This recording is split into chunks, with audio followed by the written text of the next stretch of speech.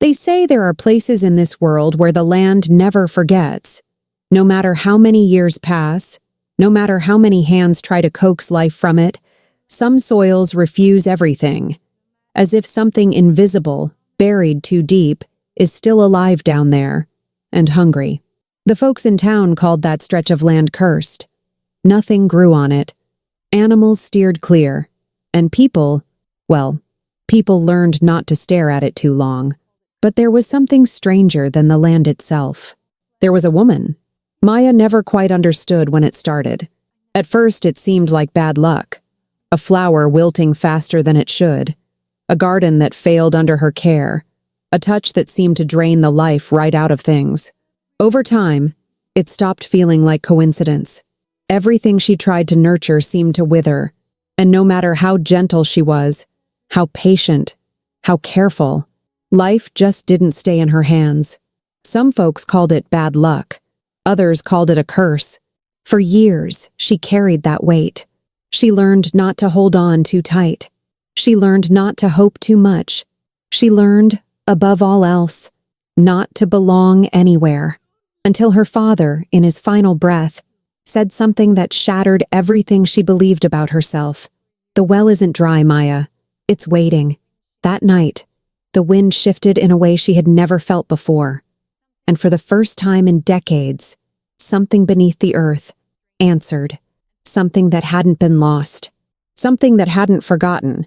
Something that had been waiting for her. And when Maya decided to climb down, she still didn't know that some doors don't lead downward. They lead inward.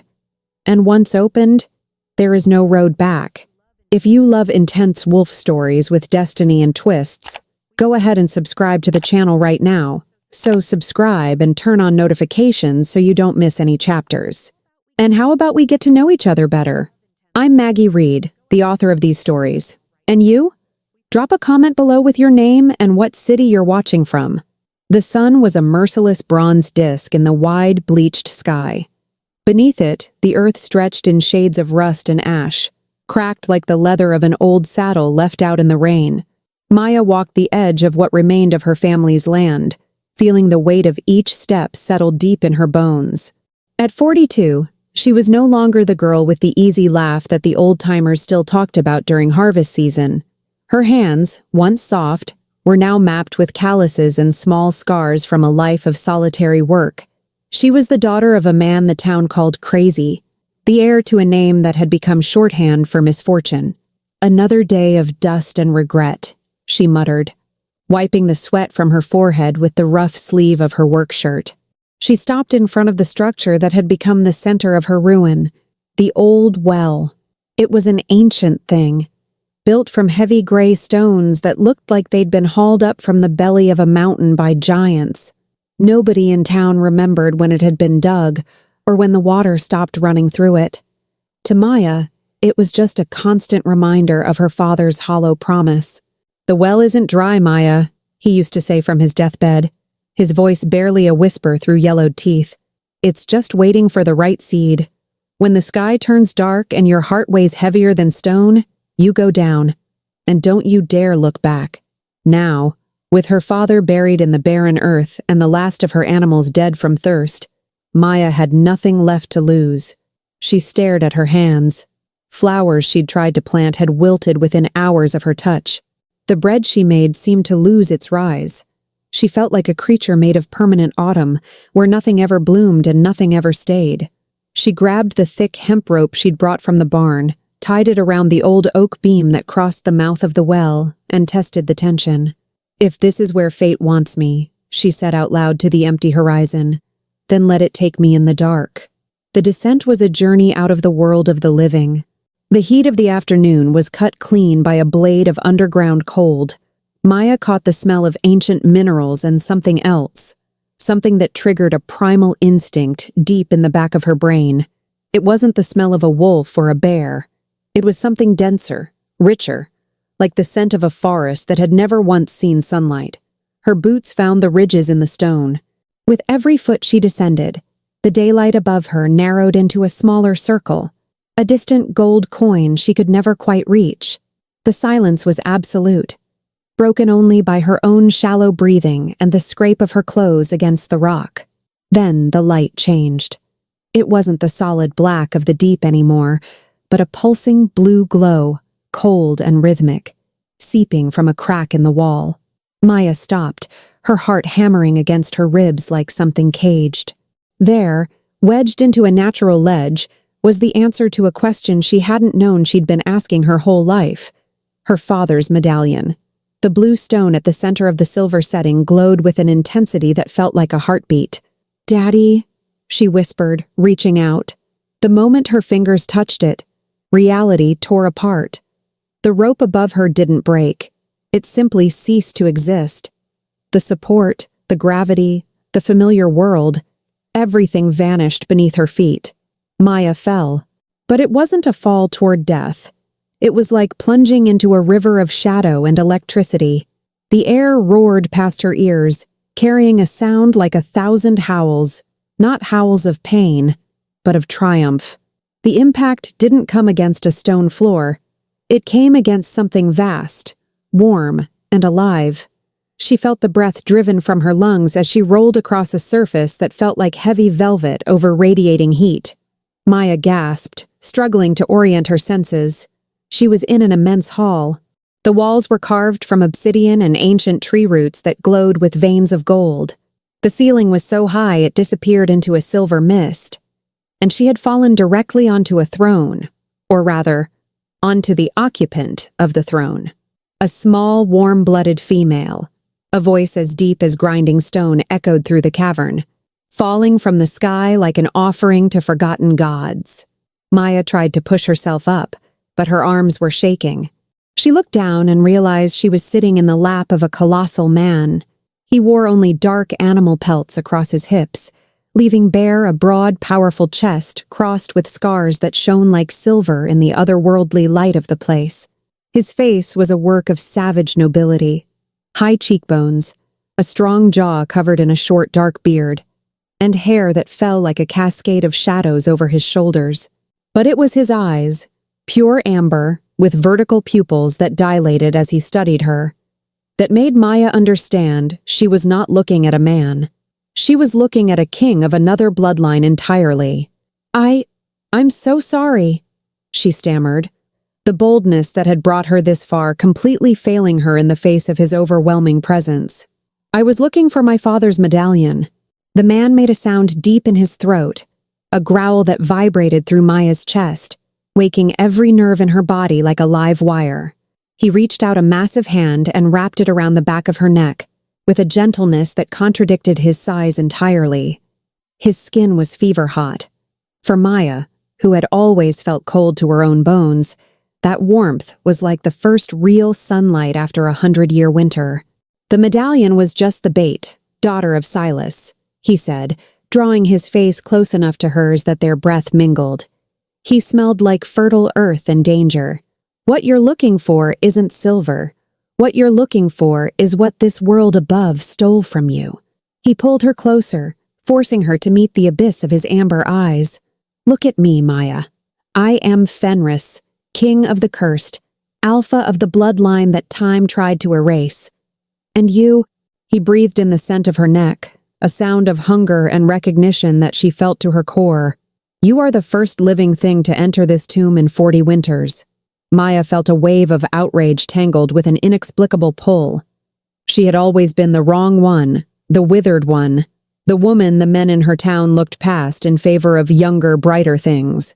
But this being, this monster in the shape of a king, was looking at her like she was a forbidden treasure. "I'm nothing," she said, her voice climbing an octave, loaded with decades of old hurt. "My hands bring death to everything they touch. I'm the dry well, Fenris." Fenris let out a laugh that shook the shadows from the cavern walls. He took Maya's right hand and pressed it flat against his flank, where an ancient wound pulsed with a dark energy that had resisted every healing. "Then take my pain away, Maya," he challenged her. She tried to pull back, terrified of hurting him further, but he held her hand in place. The moment her palm met the wounded flesh of the king, something extraordinary happened. Where there had been darkness and corruption in his wound, a soft blue light began to emanate. Maya felt a warmth moving through her own chest, flowing down her arm and into Fenris's body. His pain seemed to be drawn into her, but not like a burden. It was as if she had finally found a purpose for the hollow space she had always carried inside herself. Beneath Maya's touch, the dark energy began to dissolve. When she withdrew her hand, the wound had transformed into a silver scar, as if it had always been there. The king let out a long, deep breath, his expression shifting from agony to something like predatory wonder. He released her hand only to use both arms to pull Maya against his bare chest, holding her with a possessiveness that left her breathless. "You are not the dry well," he growled against her ear, his voice vibrating through every inch of her skin. "You are the source. The touch that withered the flowers of weak men is the only touch that can heal a Lykan king." Maya felt tears burn in her eyes. For decades she had believed herself to be a flaw in the design of nature. But here, in the arms of this dangerous and devoted creature, she felt, for the first time in her life, that she was home. "What do you want from me?" she asked, even though some part of her body already knew the answer. Fenris tilted her head back, his amber gaze fixed on her lips. "I want you to rule this abyss with me. I want you to turn this tomb into a kingdom again. But above all else," he brushed the tip of his nose against hers, an animal caress that made Maya's insides go completely molten. "I want you to never again feel the cold loneliness that the human world forced upon you." He stood, carrying her as if she weighed no more than a feather, and walked toward an opening in the rock where the sound of underground water roared like something unleashed. "The well above was sealed by your touch, Maya," he said, his voice full of a promise both dark and sweet. "You came down as a wounded woman. You will rise as my queen. But first, we have a curse to break." Maya looked at her own hands. They no longer looked like instruments of death. They shimmered with a vitality she had never known she possessed. She tucked herself against the king's neck, closing her eyes as they moved into the deeper dark. The ancient world was waiting for her, and she was ready to burn. With the force of a hurricane contained in human form, Fenris moved through the crystal galleries as if Maya's weight was nothing more than a feather shed from a nest. She, for her part, could feel every muscle beneath her. It was like being carried by a living mountain that radiated a furnace heat and occasionally growled in a low, rhythmic way. "You know," Maya began, trying to preserve some shred of dignity while her cheek was pressed against the steel of his trapezius, "I do have 2 perfectly functional legs. They might creak a little in the morning, like the hinges on an old barn door, but they got me to the bottom of that well.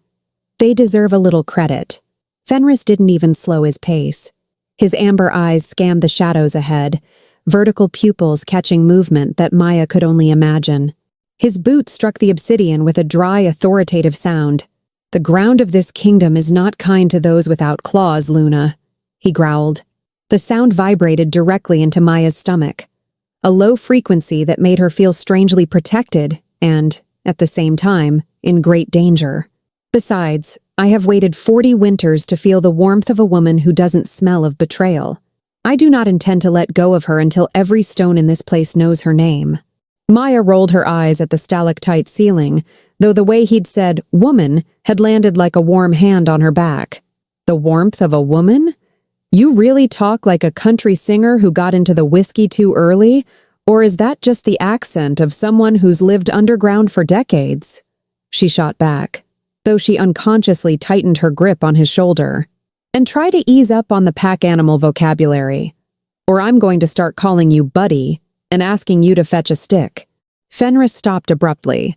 The silence of the cavern seemed to close around them. He lowered her slowly, letting her body slide against his with a deliberate slowness until her feet touched the cold floor. The contact was drawn out, a friction of fabric and skin that made Maya's blood sing in a way she hadn't felt in a very long time. He leaned his face down, his dark hair falling like a curtain of shadow around them, sealing them inside a bubble of tension and warm breath. "You are insolent," he murmured, his face inches from hers. "Silas never warned me that the heart of the rose would have such sharp thorns. Perhaps I should teach that clever tongue of yours some manners." Maya didn't flinch. She lifted her chin and held the creature's gaze. He probably forgot to mention it because he was too busy dying and leaving me a dried-up well as my inheritance. If you want a queen who just smiles and nods, I'm sorry to tell you that you picked the wrong version of the prophecy. This one comes with opinions and a chronic lower back problem. Fenris let out a short laugh, a dry, magnetic sound that seemed to light up the shadows. I don't want a porcelain doll, Maya. I want someone who can stare into the abyss without blinking. And from what I can see, you've already started. He led her by the hand to an immense natural balcony. Below them, what Maya had assumed was just a cave revealed itself to be an impossible ecosystem, a world forgotten by the sun, a forest of white-trunked trees whose leaves shimmered with a silver bioluminescence stretched for miles beneath the Earth's crust. Rivers of crystal water, like threads of living mercury, cut through the valley below. But the beauty was muted by decay. The white trees were losing their leaves, which fell like ash. Their light flickered like candles at the end of their wick. The air tasted of iron and rotting magic. "This is the Iron Kingdom," said Fenris, his voice now heavy with a grief that broke something in Maya's chest. Or what remains of it. When I was betrayed by my own brother and exiled to this deep sanctuary, his curse dried the springs of life. He wanted me to rule a crystal tomb. Maya walked to the edge of the balcony. She felt the sorrow of the land rising through the soles of her feet, a vibration of agony that mirrored her own decades of loneliness. It was a familiar feeling, the same one she'd had every time she watched her plants wither back home, no matter how much she loved them. "The curse didn't just dry up your world," she murmured, looking at her own hands, which now seemed paler in the silver light. "It reached me up there too, didn't it? That's why I always felt hollow." Fenris stepped close, stopping just behind her. She could feel his heat radiating like a wood fire on a January night, a startling contrast to the cold of the cavern. "The bond between an Alpha King and his Luna is older than the roots of those trees," he explained, his voice low and vibrating near her ear. "When the Iron Kingdom withered, the bloodline of the roses, the healing source of our people, withered on the surface too. You spent decades feeling the emptiness that I left here below, and I spent every single day dying, because you were not at my side to make me whole." Maya turned to face him, eyebrows raised in her habitual defensive humor. "So, what you're saying is that I'm some kind of mystical battery or high-end fertilizer. I hope that comes with a queen's treatment and not just me hugging trees all day." Fenris smiled sideways, a wicked glint crossing his predatory gaze. "A Luna's magic is what sustains the Alpha's soul. Without you, I'm just a creature losing his mind to rage. With you," he took her hand and brought it to his lips, kissing her knuckles with a reverence that made Maya's heart stumble. "I am the king who can take back what was stolen." "Right, elite mystical fertilizer." "Got it," Maya muttered, though she was secretly enchanted by the way he looked at her. "So what happens now? Do I get an instruction manual, or do we just hope I don't accidentally kill this magical forest with one sarcastic look?" "Now," said Fenris, his expression turning grave, "we need to purify you. The world above left the weight of its weariness deep in your soul, Maya. And my enemies. They have already felt the well being opened. Their hunger calls for our downfall." "Great. I'm not even here 5 minutes and I already have a list of enemies," she sighed. "This is a lot like my divorce, except my ex didn't have this kind of build and would probably have a full-on panic attack in a cave with no cell signal." Fenris led her down a winding path that descended toward the heart of the valley. As they moved, Maya noticed something extraordinary. Tiny flowers with translucent petals were beginning to push through the cracks in the stone exactly where she stepped. She stopped and looked back in shock. "Fenris, look!"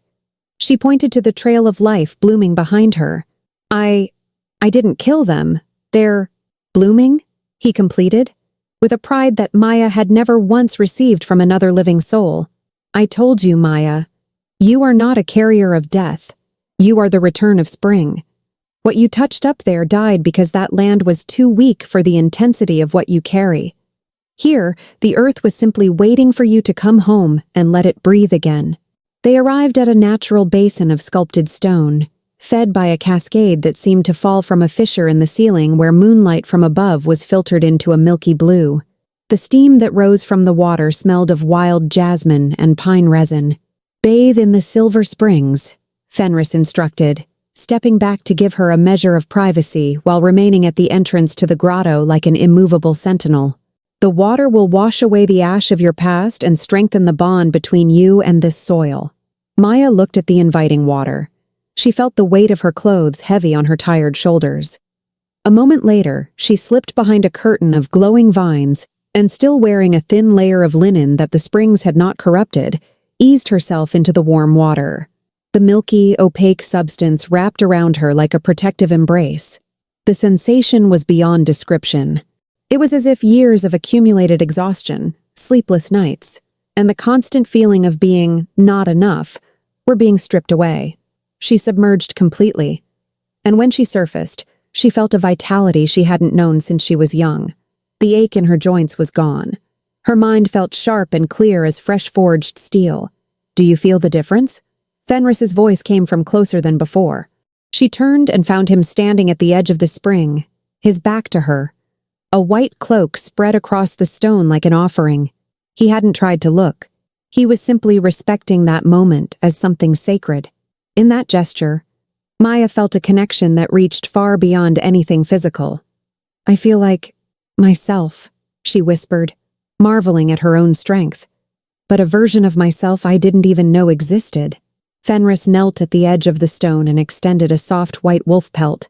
Maya approached and he helped wrap the cloak around her as she stepped out of the water, making sure she was shielded from the cave's cold air. "You are beautiful, Maya. Not like a delicate garden flower, but like a storm the world finally stopped trying to contain." He drew close, and this time there was no room for jokes or defenses. His lips found hers in a kiss that smelled of destiny and ancient power. It was a kiss that claimed the past and the future all at once. When they parted, Maya felt something between them had become permanent, a connection that no darkness could undo. The kiss was deep, a silent conversation between two souls that had been kept in isolation for far too long. When they finally separated, the air between them seemed to carry electricity. "That," began Maya, trying to recover her breath and her composure, "is definitely better than any inheritance I ever could have imagined." Fenris smiled, his canines gleaming in the silver light. "Welcome to your kingdom, my queen, where stories don't end in silence, but in the roar of those who take back their place." Suddenly, a sharp, cutting howl tore through the valley's silence, coming from the ridgelines high above. Fenris's body shifted instantly. He placed himself in front of her, his shoulders seeming to double in size, a dangerous growl rising from deep in his chest. "What was that?" Maya asked, adjusting the fur cloak and feeling a brand new adrenaline surge through her body. "Trackers from my brother," Fenris growled, his fingernails beginning to lengthen into silver claws. "They felt the source awaken. They believe you are my weakness, Maya. They think they can come and take what is mine." He turned to her, his amber eyes now blazing with the fire of war. "Shall we show them just how wrong they are?" Maya looked at her own hands, which now pulsed with a soft blue light. She felt a protective strength rising in her that was equal to Fenris's own. The time for hiding and withering was over. "Fenris," she said, with a defiant smile that would have made any invader hesitate, "I spent half my life being underestimated by people who weren't worth the ground I walked on. I would love to see their faces when they find out that the king's so-called weakness has teeth." Fenris let out a triumphant howl that rattled the stalactites from the ceiling. The hunt to reclaim the throne had begun. The howl that cut through the air was nothing like a forest wolf's. It was a metallic scraping sound, as if the creature's very throat had been forged from embers and ash. Maya felt a chill that had nothing to do with the cave's dampness. She pulled the white fur cloak tighter around her shoulders, feeling the softness against the skin that the springs had made new. "That didn't sound like a welcome wagon," she muttered, trying to keep her voice steady despite the trembling in her hands. "From the sound of it, they're not here to share a pie." Fenris didn't answer right away. He was crouched at the edge of the rock, every muscle in his broad back taut as a bowstring about to release. His amber eyes blazed in the half-darkness, tracking movements that Maya couldn't yet see. "Those are Kale's scouts, my brother's men," Fenris growled, his voice barely above a whisper in the wind. "They are made of smoke and envy. They don't come to talk, Maya. They come for what I protect. They come for you." Maya snorted, an instinctive reaction to danger. "Perfect. I spent years being invisible to everyone, including my mail carrier, and now I'm the most sought-after item in an underground kingdom. The irony of life is really something else." She stepped forward, stopping at his side. "What do we do? I don't have claws, and the last fight I was in was over a 2-for-1 deal on orchids at the farmer's market. I won, but it involved considerably less growling." Fenris turned his face toward her. The ferocity in his gaze softened for one brief second when it found hers. He reached out and wrapped his fingers around Maya's hand. The contact wasn't only physical, it was like a low-voltage current passing between them, steadying her heartbeat. "You don't need claws, Maya. You are the source." He gently pulled her behind him. "Stay close. Your touch is what keeps me whole. If they come at me with their ash blades, I'll need your light to keep from breaking." "So I'm your mystical first aid kit?" Maya raised an eyebrow. "I think I can manage that. Just try not to get too badly carved up. I just washed my face in that magic spring, and I'd like to keep the newly reborn look for more than 10 minutes. The shadows at the far end of the hall began to thicken. 3 figures emerged from the darkness. They were larger than ordinary men, wrapped in cured leather armor that seemed to exhale a gray smoke. Their faces were hidden behind iron helms shaped like wolf skulls, but the eyes glowing inside were a sickly red. "Fenris," the leader of the scouts hissed, his voice coming out like smoke from a dying fire. "The forgotten king and his little inheritance of flesh. Kale wants the woman. Hand her over and your death will be quick." Fenris unleashed a growl that made the stalactites overhead vibrate. He didn't fully shift, not yet, but his posture became purely predatory. His fingernails shone like silver daggers. "You entered my domain," Fenris said, his voice loaded with an authority that pushed the scouts back a step. "And you threatened my queen. There will be no quick death for shadows." The battle began with a crack of energy. The first scout lunged with supernatural speed, swinging a short blade that seemed made of obsidian. Fenris moved with a swiftness that human vision could barely track, disarming the first with a precise strike that echoed through the hall. Maya backed toward the crystal wall, her heart hammering. She didn't feel like a helpless bystander. She felt a bubbling rage, a deep indignation that this place of peace was being violated. "Hey, watch the crystals!" she shouted as one of the scouts was thrown against a rock formation. "Those took ages to grow, you overgrown feral trash!" Fenris fought with the precision of someone who knows every move required to protect what he loves. But Maya noticed that each time the enemy's ash blades came close, the amber glow of his eyes flickered. The curse of his exile still weighed on him. He was weakening. The third scout, spotting an opening, circled around the main fight and advanced on Maya. "Well, well," the scout snarled, extending a smoke-gloved hand toward her face. "Let's see what kind of magic you're hiding." "Magic?" Maya felt a wave of heat climb up her arm. "I call it, don't touch what isn't yours." On pure instinct, she didn't run. She stepped forward and grabbed the scout's wrist. The moment her skin met his armored glove, the blue light she'd seen at the springs exploded from her hands. The scout let out an agonized cry. It wasn't the touch of death. It was the touch of truth. The smoke that made up his power began to be stripped away by Maya's pure vitality.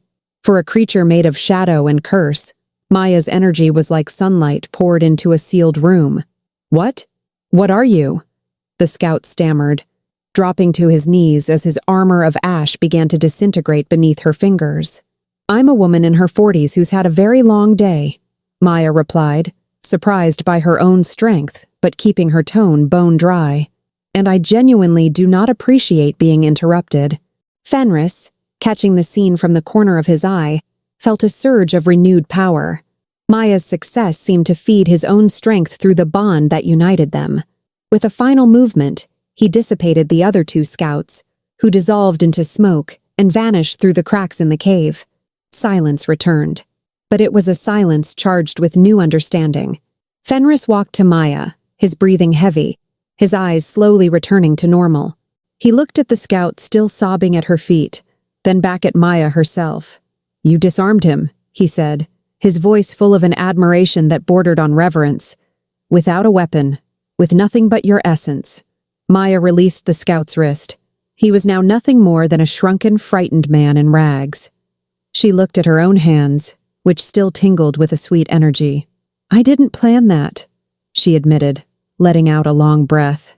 "But I guess your mystical fertilizer turns out to have a little bit of pest control built in." Fenris stepped forward, closing the distance between them. He didn't touch her immediately. He simply wrapped her in his presence, like a living shield. "Kale will send more, many more. They know now that the rose has awakened. This place is no longer safe for us to spend the night." "Great. A midnight hotel change in a kingdom of monsters." Maya tried to straighten her cloak, which had slipped during the chaos. "I just hope your next safe house has at least one pillow that isn't made of granite. My neck is begging for mercy." Fenris smiled, a rare and genuine thing that warmed Maya's chest more than any magic. "I have a place. The Wind Nest. It's high, isolated, and—" He paused, a glint of mischief sparking in his eyes. "It has enough sheepskins to satisfy even the most demanding of queens." "Sheepskins? Now you're speaking my language," she said, letting him take her hand again. They moved through the upper tunnels, climbing toward the inner ridges of the mountain. The path was narrow and forced them to stay very close. Every time Fenris's shoulder grazed hers, or he placed his hand at her waist to help her up a particularly high step, Maya felt a sense of belonging that both frightened and enchanted her. Finally, they reached the nest. It was a small chamber carved into the face of an inner cliff, protected by a curtain of glowing vines. At the center was a raised platform covered in layers upon layers of soft white pelts. A small stone fireplace cast a warm amber glow. "It's cozy," Maya admitted, sinking into the pelts and feeling her body finally release its tension. "Almost makes me forget we're miles underground and being hunted by smoke wolves." Fenris sat at the edge of the platform, his back to the entrance, always watching. "I will never let them reach you, Maya. You are the light I thought I had lost forever. I would die 1,000 times before I let a shadow touch a single hair on your head again." Maya looked at his broad back, at the raw strength he was using to stand between her and the world. She moved closer and placed her hand on his shoulder. "Hey, Alpha King. Let's talk about dying 1,000 times. More focus on living for a very long time. I just got here, remember? I can't run this kingdom by myself. I don't even know where the pantry is." Fenris turned, his gaze fixed on hers. The romantic tension in the air was palpable, but it was the kind of tension born from deep gratitude and spiritual connection. He covered her hand with his thumb tracing slow circles on her skin. "You're right, Maya. You always have a way of bringing me back down to earth with those sharp words of yours." He brought his face close, stopping at a respectful but intimate distance. "Rest. I will be your guard. No one enters here without going through me." Maya lay down in the pelts, feeling the warmth of the fire and the solid presence of Fenris nearby. She closed her eyes, a small smile forming on her lips. "Good night, Fenris. And if you see any scouts trying to get in, try not to make too much noise. I intend to sleep at least 8 straight hours for the first time in 10 years. Fenris let out a low, melodic laugh, a sound that served as the perfect lullaby. "Sleep, my queen. Tomorrow will require everything you have." As Maya sank into a deep and dreamless sleep, Fenris remained vigilant, his hand never leaving the edge of the pelts where she rested. The dry well had given way to a spring of hope, and he was willing to set the entire underworld on fire to make sure that light never went out. Maya's first thought upon opening her eyes was not about the prophecy, the smoke wolves, or the fact that she was hidden in a mountain crevice miles below the surface. It was about her back. She stretched slowly, bracing for the familiar creak of vertebrae that had punctuated her mornings since she'd turned 40. But the sound never came. Instead, she felt a fluidity in her muscles that seemed entirely wrong. Or rather, perfectly right. "If this is a dream, I swear I'm going to sue the universe if I wake up with that sciatica again," she grumbled, pressing her face into the sheepskins that smelled of pine and Fenris's warm, woodsy scent. You talk to yourself often? Or is that just a side effect of having taken down an elite scout with your bare hands? Fenris's voice was a low thunder that seemed to vibrate directly through the pelt mattress. Maya rolled over and found him sitting by the stone fireplace. He was without his fur tunic, the expanse of his scarred back revealed, those silver marks now gleaming in the firelight with a renewed vitality. I call it internal data processing, Maya shot back, sitting up and attempting to arrange her hair, which had probably taken on the shape of a prehistoric bird's nest overnight. And yes, I talk. It's generally the only way to have an intelligent conversation when you live alone with 3 dying succulents. Fenris turned to face her. His amber gaze wasn't merely intense. It was devoted. He watched her as if she were a miracle that might evaporate if he blinked. Your plants didn't die from lack of intelligence, Maya. They died because you were trying to nourish the world with a reserve that was being drained by me through the abyss between us. He rose and moved toward her with the grace of a predator that knew nothing of fatigue. He carried a wooden bowl of fruit that gleamed like rubies and a metal cup of something steaming. Eat. You'll need your strength. The spring's bath cleansed your body, but your soul is still adjusting to the weight of the crown you haven't yet agreed to wear. Maya accepted the bowl, raising one eyebrow at the dark liquid in the cup. If that's coffee, I officially declare you king of all known and unknown worlds. It's an infusion of black root and cave honey, Fenris explained, settling onto the floor beside the platform, keeping a respectful distance, but keeping his knee touching the edge where she sat. It's the closest we have to what you call coffee. Maya took a sip. The flavor was intense, earthy, with a trace of sweetness that jolted her senses fully awake. Good enough. Now, before we go hunting more shadows, we need to talk about this we. You speak of prophecies and crowns, but I'm a woman who, until yesterday, was worried about her overdue property taxes. Fenris tilted his head, watching her with genuine curiosity. What are property taxes? Some kind of tribute to a cruel landlord? Basically, yes, Maya said with a short laugh. But the point is, why me? Why did my father hide me up there if this place was always my destiny? Fenris's face darkened. He reached out, hesitating before touching Maya's hand, as if asking silent permission. She slid her fingers over his, closing the contact. The warmth was immediate. Silas knew the Iron Kingdom was falling. Kyle, my blood brother, didn't only want the throne. He wanted the power of the Rose, your family's bloodline, to build an army of the undead. Silas fled with you when you were just a small child, sealing the well with his own life force to make sure the Rose was not harvested before its time. He protected me, Maya whispered, feeling a knot form in her throat. He spent his whole life pretending to be a crazy old man on a dried-up farm so I could have a normal life. A normal life that was slowly killing you. Fenris corrected, softly. You felt the call, Maya. The loneliness you carried wasn't from a lack of human company. It was your soul screaming for this soil, for my soil. Fenris stood and walked to the nest's opening, pointing toward the vast dark below. At the center of the underground valley, a tower of obsidian pulsed with a sickly red light. The curse that imprisons me and dries out this kingdom is anchored there, in the heart of the mountain.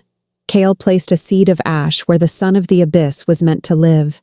As long as that seed remains, I cannot leave these caves, and you will keep feeling the earth's pain. Maya rose, the white fur cloak sliding from her shoulders. She felt the vibration of the mountain through her bare feet. So, to summarize, we have to storm that tower, kick your treacherous brother's backside, and swap out the rotten seed for a good one?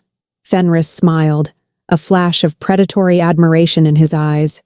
You simplify war in a remarkably useful way, Maya. But yes, essentially that's it. However, the path is guarded by nightmares. I cannot reach the top on my own. The curse drains my strength the closer I get to the tower. He turned to her, his expression solemn. I need your light. I need you to touch me when my strength fails. But know this. The moment we enter that tower, the bond between us becomes permanent. You will no longer be able to return to the world above. Maya looked at her hands. They were no longer the hands of a woman beaten down by life. They were hands that could heal kings and dissolve shadows. She thought about her small, empty farmhouse, the suffocating silence of her old life, the divorce that had made her feel as disposable as last year's calendar. Then she looked at Fenris, an alpha king who saw her as his salvation, a man who respected her as much as he desired her. "Fenris," she said, walking to him and stopping inches from his broad chest. "Up there, I was invisible. Down here, I'm a mystical battery who complains a lot, but at least I'm someone." She placed her hand over his chest, feeling the Lykan King's heart beat against her palm. "Let's go get that son of the abyss. I've got a score to settle with this Kale for making my father live like a hermit." The rest of the morning was spent in a kind of domestic coexistence that tested Maya's patience and Fenris's self-control in equal measure. He tried to teach her how to handle a dagger carved from dragon bone, but the physical closeness made the training considerably complicated. "No, Maya. Your weight needs to be on your back foot," Fenris instructed, maintaining a careful distance while demonstrating the movement with his own blade. Maya adjusted her stance, feeling the tingle of the rose's energy in her muscles. "It's hard to focus on my back foot when you keep correcting me every 10 seconds, she muttered. "You are learning faster than any warrior I have ever trained," he replied, with a pride that warmed Maya's chest. "I am not yours, Fenris. I'm a temporary business partner who happens to be your only hope of not turning into smoke." She tried to keep her tone light, but her voice came out rougher than she intended. Fenris took a step forward, closing the distance between them but keeping his hands open at his sides. "You can tell yourself whatever you need to, Maya," he said, his gaze locked on hers with an intensity that made her forget how to breathe. "But your soul already knows the truth. You came down into the well looking for your past, and you found your future. And I will not let you go, even if the world above begs for you." Maya swallowed hard. "You are very possessive for someone who lives in a cave. I'm a wolf, Maya. We don't share our treasures." He stepped back, breaking the spell but leaving her trembling. "Get your things. We move at nightfall from the surface. That's when Kale's curse is weakest and my bloodline is strongest." Maya took a deep breath, trying to organize her thoughts. "All right, but if we run into any dragons or giant spiders along the way, you're going to have to give me a serious raise on this queen's salary." Fenris let out a laugh that echoed through the nest, a sound of pure joy that seemed to heal the cracks in the stones around them. "I will give you the whole world, Maya. Just try not to destroy it before we get there." The descent from the wind nest to the Valley of Shadows was, in Maya's own words, the worst forced exercise that fate had ever subjected her to in her 42 years on Earth. The path was a snake of wet, narrow stone, carved into the side of a cliff that seemed to have no bottom. If she fell, she'd have time to compose a full country album about her own misfortune before hitting the ground. Fenris moved ahead, a silhouette of absolute power that seemed to absorb the little light remaining in the Earth's depths. He moved with the fluidity of a predator and the authority of a judge, but Maya noticed the tension in his broad shoulders. Every time a distant howl echoed from the mountain's fissures, his back muscles contracted and his silver claws scraped the rock, leaving deep grooves in the granite. She tried to keep his pace, but the fabric of her clothes weighed on her, and the white fur cloak he'd given her seemed intent on hugging her more tightly than was necessary. She stopped for a second, breathless, wiping the sweat from the back of her hand. The air down here had a taste of iron and ancient secrets, something that made her lungs work twice as hard. She commented, trying to catch her breath, that back in the world she came from, people used marked trails and, ideally, guides who didn't growl at every shadow that crossed their path. Fenris stopped and turned toward her, his amber gaze burning in the half-dark with a mix of impatience and a tenderness he tried to hide beneath the mask of an exiled sovereign. The blue light emanating from Maya's skin was now constant, a soft glow that lit up the path around her, as if she carried a piece of the moon in her veins. He extended his hand to help her down a nearly 3-foot stone step, and explained that his kingdom had not been made for sightseers, but for those who could bear the weight of their own souls. He guaranteed that he was not growling at the shadows, but merely warning them that if they came any closer, there would be nothing left of them to tell the tale. Maya took the offered hand, feeling his warmth as the only solid thing in that world of uncertainty. She quipped that the preemptive growling was actually highly efficient, and that he should consider teaching that technique to small-town sheriffs, since it would save a lot of pointless conversation. Fenris made a sound that was almost a laugh, but it died quickly as they entered the valley's dense fog. The Valley of Shadows was not merely a geographical place. It was a trap woven from the regrets of those who dared to cross it. The mist there was thick, smelling of cold metal and musty memories. As they moved forward, the silence became oppressive, broken only by whispers that seemed to come from inside Maya's own head. The voices told her she didn't belong there, that she was just an ordinary woman whose flowers always died, and that Fenris, a king of pure bloodline, only saw her as a tool to break his own curse. Maya froze in place, the blue glow in her skin flickering like a candle in the wind.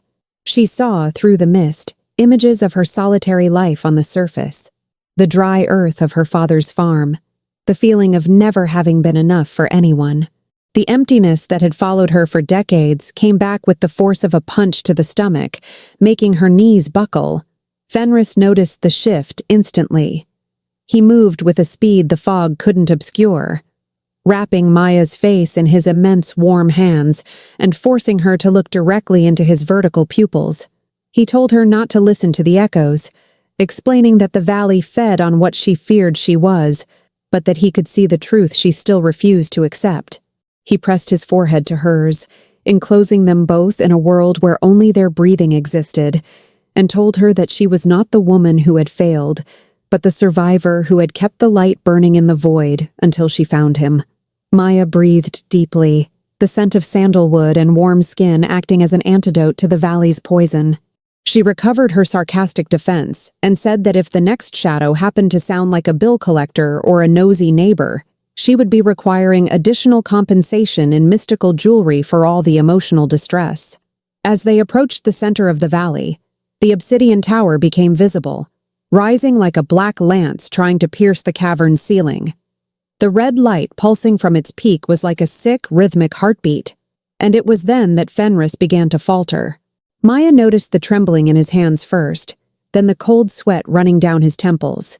The great Alpha King, the man who seemed made of granite and willpower, was stumbling.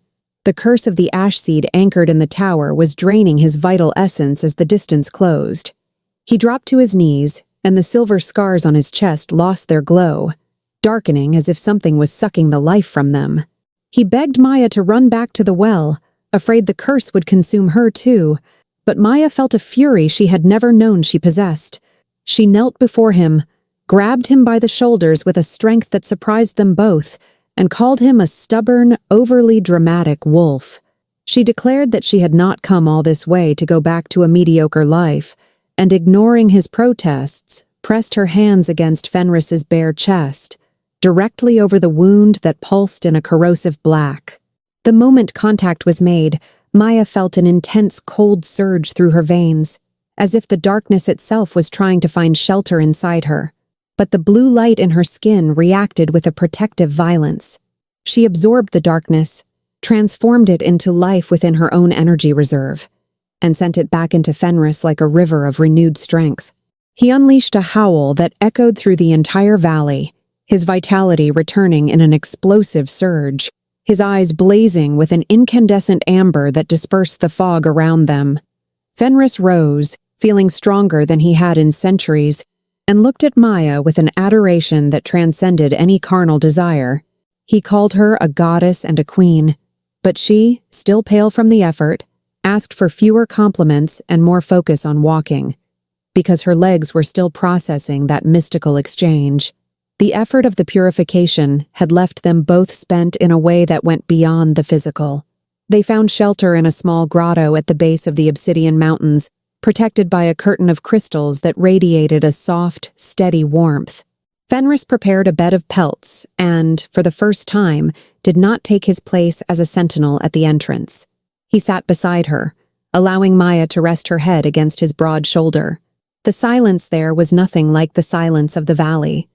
It was the silence of two people who no longer needed to explain themselves, filled with unspoken promises that both of them already understood.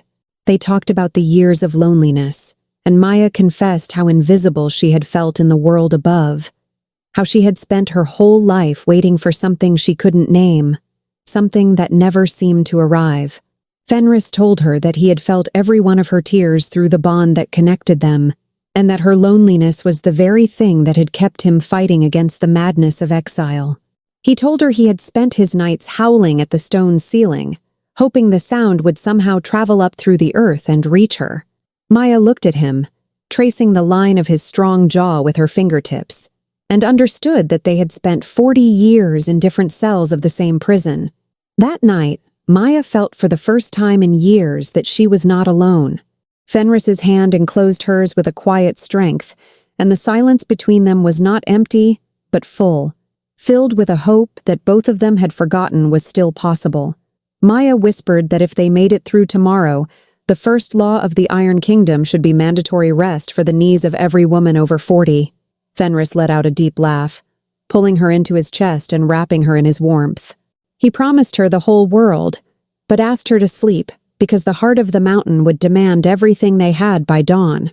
Maya closed her eyes, feeling the steady beat of his heart beneath her cheek, and realized she was no longer afraid of the dark, because she was the light the dark had always feared.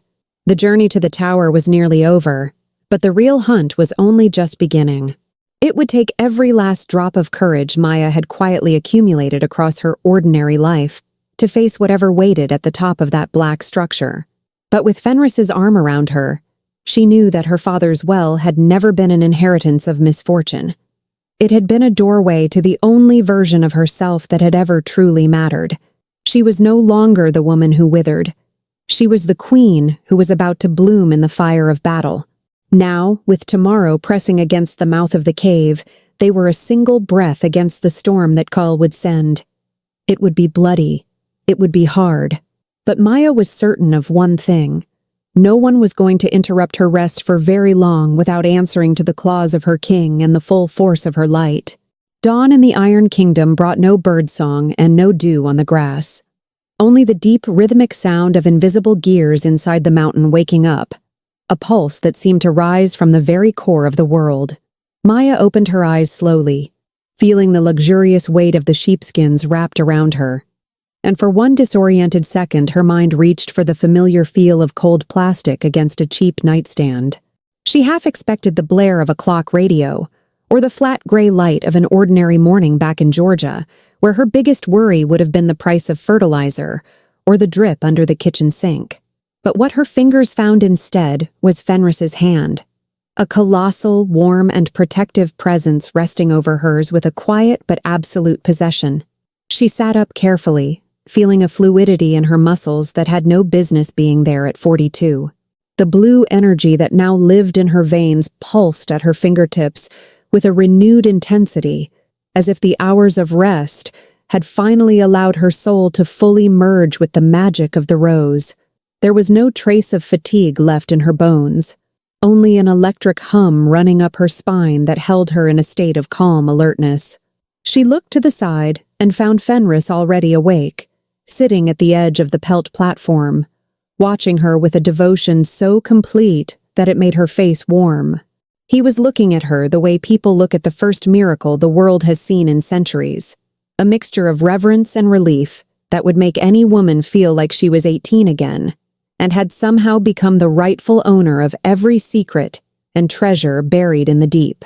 She joked, adjusting the white fur cloak over her shoulders, that if he kept staring at her with that much gravity, she was going to start believing those old legends and convince herself she could actually knock down an obsidian tower with a single flick of her wrist.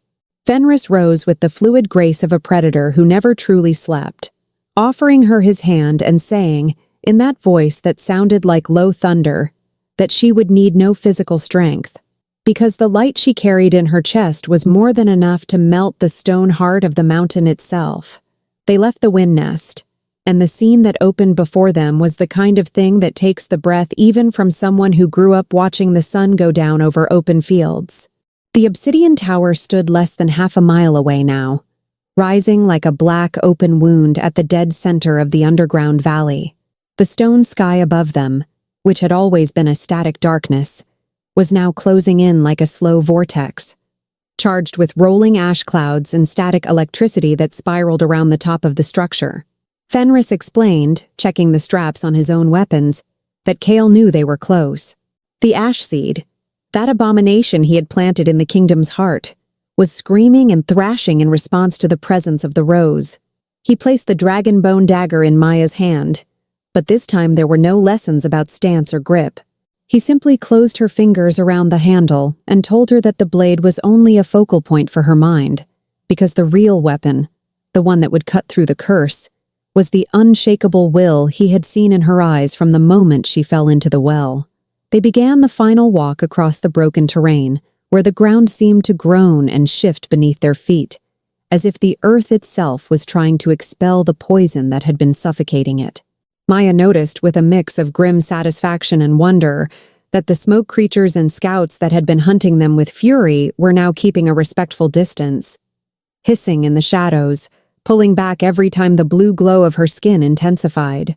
She commented, trying to ease the weight of the air around them, that their reputations seemed to have arrived before breakfast, and that maybe they should have brought business cards, or at least a sign for the shadows that said, "Step aside unless you want to be evaporated." Fenris smiled, a quick flash of his canines, but his eyes never left the tower's entrance.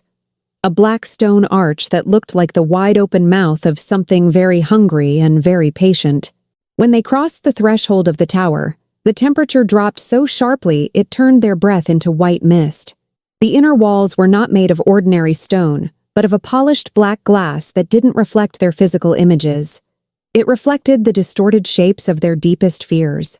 Maya saw herself in those dark surfaces, growing old alone in an empty flower shop, surrounded by the suffocating silence of a life without purpose. Fenris saw himself chained in a cell of ice, losing the last of his human mind to the beast that raged inside him. She felt his hand tremble slightly in hers, a rare thing from him, and without a second thought, Maya laced her fingers through his and sent a wave of blue warmth and steadiness through his skin. She said quietly, almost in a whisper, that those were just the cheap parlor tricks of a jealous brother who apparently had nothing better to do than decorate with bad mirrors. Her touch, loaded with a dry and unshakable confidence, shattered the images. The black glass corridor cracked open, revealing the true passage, a spiral staircase rising toward the peak.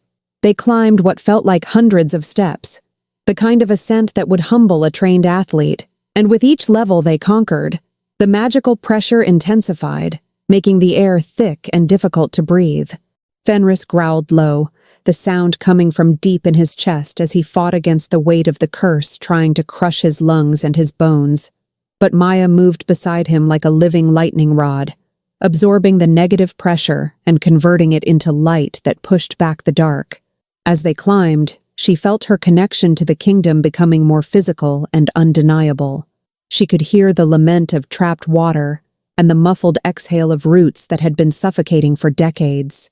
When they finally reached the upper chamber, the air was electric and the smell of ozone was nearly unbearable. And there, seated on a throne carved from the bones of creatures the world had long forgotten, was Kale. Kale was Fenris's mirror image, but stripped of every trace of warmth or honor. Where Fenris was the force of sunlight and fertile earth, Kale was the total eclipse and the cold of ash. He held a dark crystal orb that pulsed with the same sickly red light Maya had seen from a distance, the heart of the curse. Kale laughed, a dry sound like rotten ice cracking on a forgotten lake, and said in a voice like escaping smoke that Fenris had finally brought his cure so he could destroy it right in front of his eyes and savor his brother's final despair. Maya, however, was not in the mood for villain protocol. She stepped forward, ignoring the warning growl that vibrated in Fenris's throat, and asked in a tone of absolute casualness whether Kale had always been this theatrical, or whether decades of social isolation had simply taken its toll on his sense of basic etiquette and common decency. She told him she had come a very long way, climbed down a filthy well, and survived more than her fair share of absurd situations, to stand in a room and listen to a mediocre monologue about a power he clearly didn't know how to use with any dignity. Kyle, enraged by the audacity of a woman he considered nothing more than disposable flesh, fired a bolt of ash energy directly at her chest. Fenris lunged to intercept, but Maya didn't move back a single inch. She raised her open hand, palm forward, and the dark energy simply dissolved on contact, as if it had found a wall of pure, unbreakable sunlight. It was in that moment that she felt the full power of the rose awaken inside her, a generational inheritance that her father, Silas, had guarded with his own life in the world above.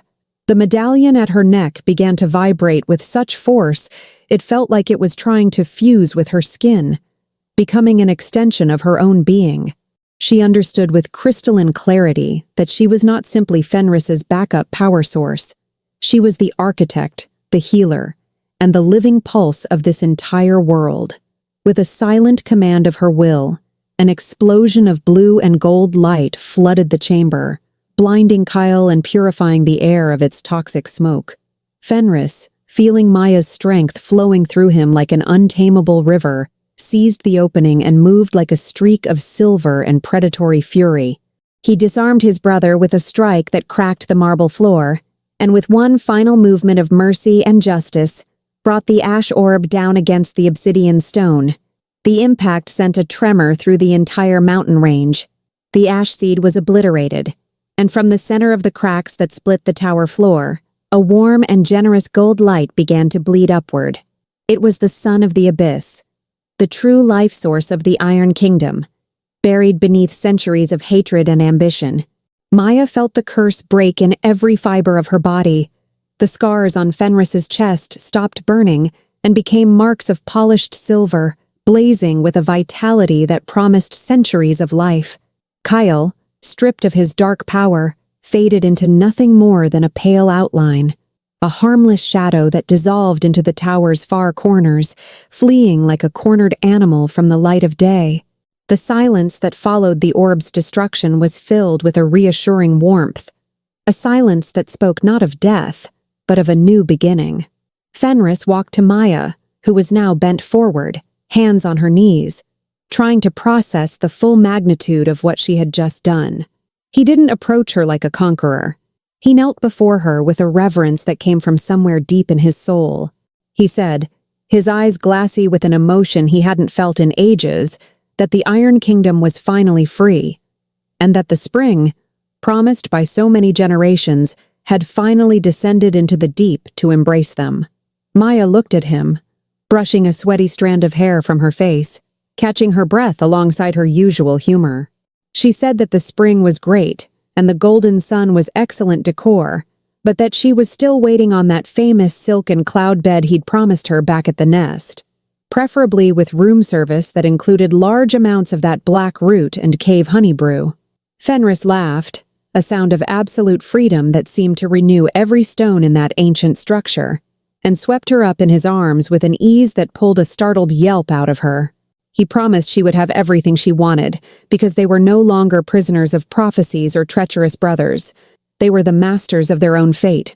They walked together to the tower's immense balcony and looked down at the valley below. What they saw was the resurrection of nature at magical speed. The forest of white trees turning emerald green. The mercury rivers transforming into crystal-clear waters teeming with life. The mountains radiating a peace that seemed unbreakable. The Iron Kingdom was alive again, vibrating with a joy that echoed through Maya's chest. She rested her head on Fenris's solid shoulder and whispered that maybe the queen life wasn't so bad after all, as long as she could keep her sarcasm intact and he never stopped being her protector. There, beneath the eternal glow of the sun of the abyss, Maya understood that her journey had not been a mistake of destiny. It had been a homecoming to the place she hadn't known she owned. The woman who once believed her touch withered everything, now watched the world bloom at her command. And as Fenris held her close, she knew that this was only the first page of a story the stones would tell forever. From that moment on, Maya's life would change completely. She was no longer the woman who dreaded the bills at the end of the month or the judgment of small-minded neighbors. She was the Luna of a people who would see her as the savior of the underground world. And yet she understood that governing would require more than magical light. It would require the patience she had built over years of caring for difficult, stubborn plants, and the sharp instincts of a woman who had survived decades of loneliness without losing herself. Fenris looked out at the horizon of his recovered kingdom, and then at the woman in his arms, making a silent vow that no harm would ever touch again the rose who had brought spring to his frozen world. They had a kingdom to rebuild, laws to create, and above all, lost time to reclaim. One kiss at a time, under the protection of the mountains that now sang her name. And so the Iron Kingdom ceased to be a tomb and became the cradle of a new era, where the humor of an ordinary woman and the strength of a legendary king proved to be the most powerful weapon against any darkness. If anyone had told Maya, just 1 week ago, that her greatest morning concern would shift from the price of coffee at the local store to managing a pack of hyperactive werewolves suddenly dazzled by sunlight, she would have recommended that person seek immediate professional help. Yet there she was, seated on a throne that, though made of crystal and velvet, was still very much a real throne, trying to explain to a council of silver-haired elders that diplomacy was not a synonym for deciding who bites whose jugular first. The Iron Kingdom was in an uproar. With the final fall of Kale and the rise of the Son of the Abyss, life had returned with an overwhelming force that bordered on inconvenient. Trees were growing inches per hour, the rivers were singing. And unfortunately for Maya's sleep schedule, Fenris's subjects had decided the best way to celebrate their new queen was to howl in unison at 3 a.m. Maya leaned toward the side where the Alpha King stood like a statue of muscle and authority, and whispered that if the elder in front of them, the one who looked like a poorly preserved bear rug, growled at her one more time while she was talking about sanitation infrastructure, she would personally turn his ceremonial staff into a chew toy. Fenris let out a low laugh, a sound that vibrated through the dais and sent a chill up Maya's neck that had absolutely nothing to do with fear. He placed his large hand on her shoulder, a gesture of possession and support that instantly silenced the entire hall, and murmured against her ear that she needed patience, because these people had spent 40 years living like cornered animals, and still didn't know what to do with hope, let alone with a queen who insisted they wash their hands before meals. Maya sighed, adjusting the silver crown that kept sliding sideways, and pointed out that hope was fine, but it did not clean the irrigation channels. She stood, the blue light of her skin blazing with an intensity that made the elders step back on pure survival instinct. Back in the world above, Maya had been invisible. Here, she was the center of gravity. She told them all to listen carefully. She was suspending the old right of the strongest and instituting the right of whoever had the best idea, which, as luck would have it, happened to be her. When one of the elders, a grizzled wolf named Hagar, challenged how warriors could possibly build without fighting, Maya told him flatly that they would be fighting against hunger, against filth, against disorganization, and that she would personally oversee the gardening training of anyone who complained. Fenris watched from his post with a pride that edged into pure adoration, transfixed by this force of nature with a vocabulary sharp enough to draw blood. When the council was finally dismissed, Maya collapsed back onto the throne and asked for coffee, or at minimum some infusion strong enough to make her stop hearing about hunting traditions. Fenris knelt before the throne, took her hand, and kissed her palm with a reverence that made the entire hall go silent. He told her she had been magnificent and that the subjects were genuinely terrified of her. He explained that for a Lykan, a woman who isn't afraid to raise her voice at an alpha is considered more dangerous than an army. The afternoon brought new challenges, and Maya decided to inspect the kitchens, a decision that nearly gave her a full breakdown. Warriors were eating raw meat off grime-covered tables, and the decor featured a disturbing collection of old trophy bones. Maya tied back her hair, rolled up her sleeves, and within 2 hours had elite scouts scrubbing the floors with vegetable fiber brushes. When the young wolf Bram protested that he was supposed to be guarding the passes, Maya gave him a cool smile and told him the biggest security threat in the building was the mold on the back wall, and that he should put his hunter's instincts to work finding grease stains. Fenris found her covered in soot, but glowing with the satisfaction of a woman who had won. He laughed at the sight of his warriors cleaning crystal windows with religious dedication, and pulled her into a tight embrace, ignoring the grime on her clothes entirely. By nightfall, the Iron Kingdom had finally gone quiet. Fenris led her to their private suite, where the walls shimmered with a soft blue light. There was an enormous bed layered in silk furs and a stone bathtub filled with heated water. He helped her with her cloak, and they spent the night talking through their plans for the kingdom, the touch of their intertwined hands saying more than words ever could.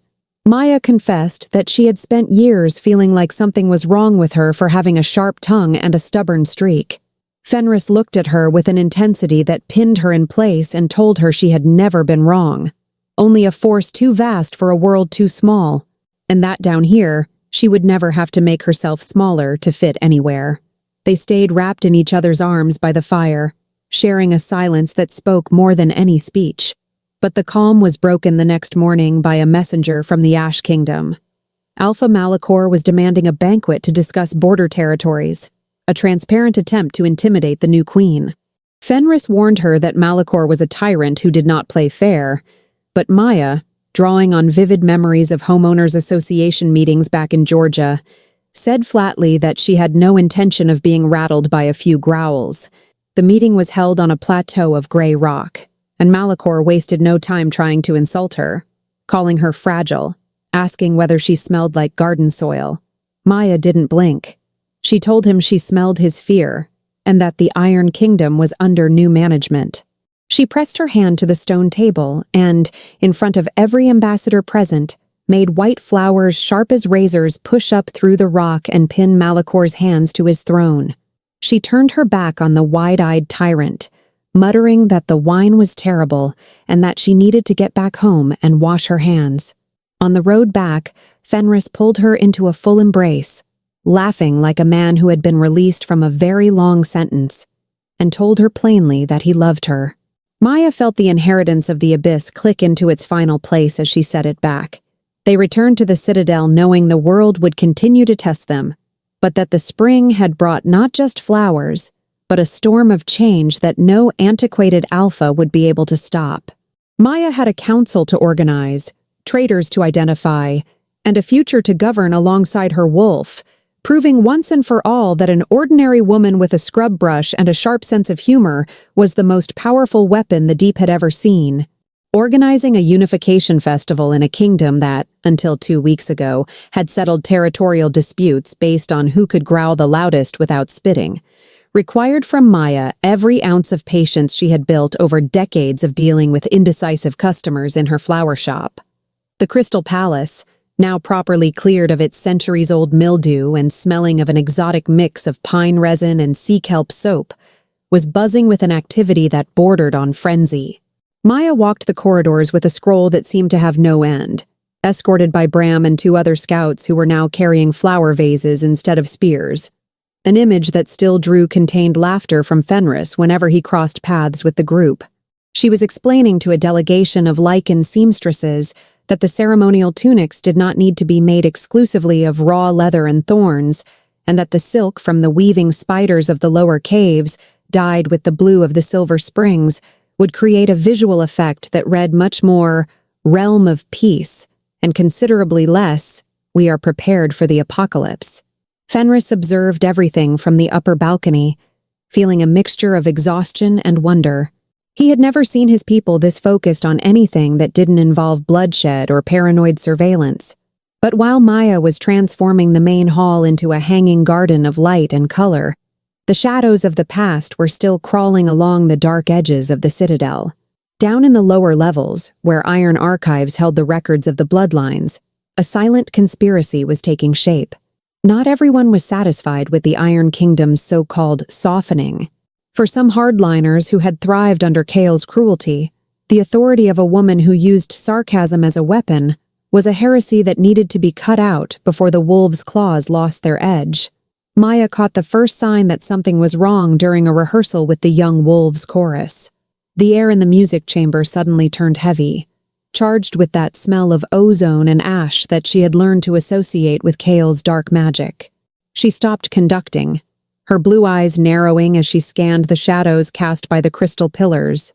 One of the scouts, a man named Gorn who rarely spoke and always kept his gaze low, moved with suspicious speed toward the side exits. Maya said nothing but felt a chill walk up her spine. She knew that the victory in the tower had been only the beginning of an ideological war. Later that same night, while Fenris reviewed commercial route maps with neighboring clans, Maya walked into the war room wearing an expression he had already learned to dread, the look of someone who has found an incurable blight in their favorite garden. She set a small glass vial on the black oak table. Inside it, a residue of gray smoke stirred like a caged animal.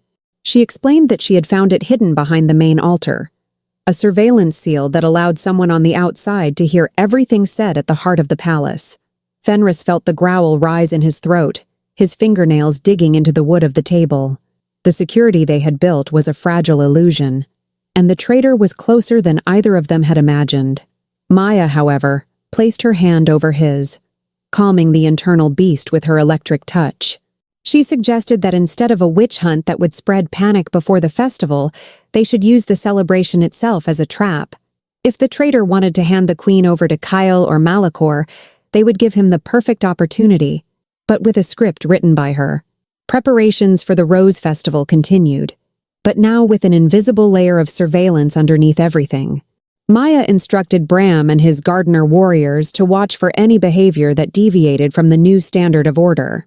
Meanwhile, she and Fenris spent the late-night hours planning not just the party, but the ambush.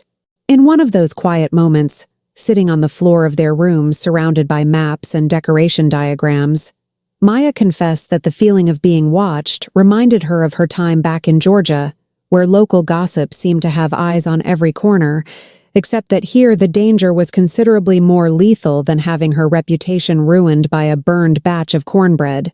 Fenris pulled her close and promised that no one would take her from him, and that the traitor would discover the hard way that the rose came with thorns made of pure sunlight. On the day of the festival, the citadel was unrecognizable. Lanterns of cut crystal floated through the air, casting an amber glow that warmed the white furs of the guests.